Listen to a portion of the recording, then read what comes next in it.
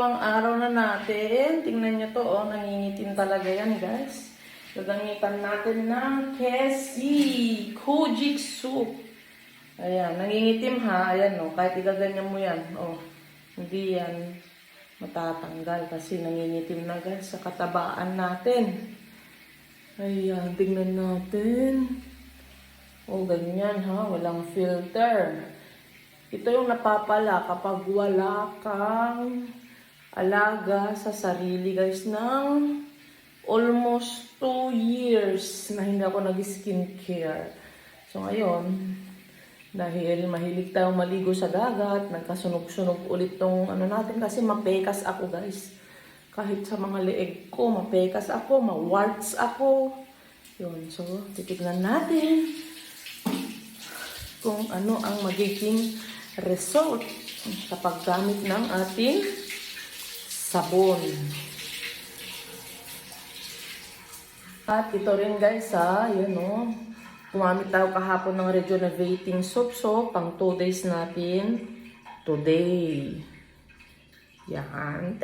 Excited ako, guys, na at least 2 weeks para matanggal ang mga sumpa dito sa skin natin.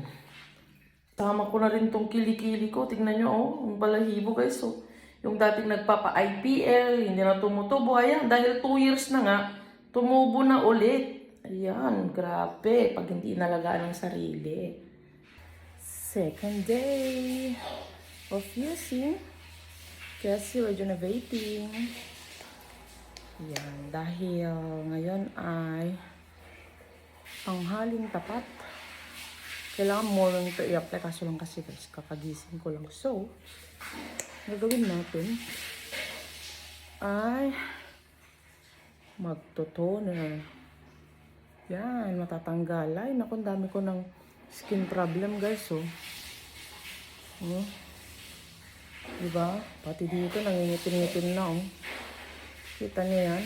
Ayan, oh. So, tignan natin, ha. Ang ganda-ganda talaga ng toner na to. Kalain mo, guys.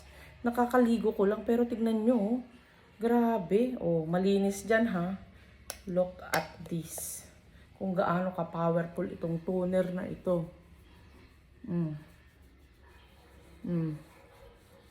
Kakaligo ko lang at nakailang sabon pa ako, guys.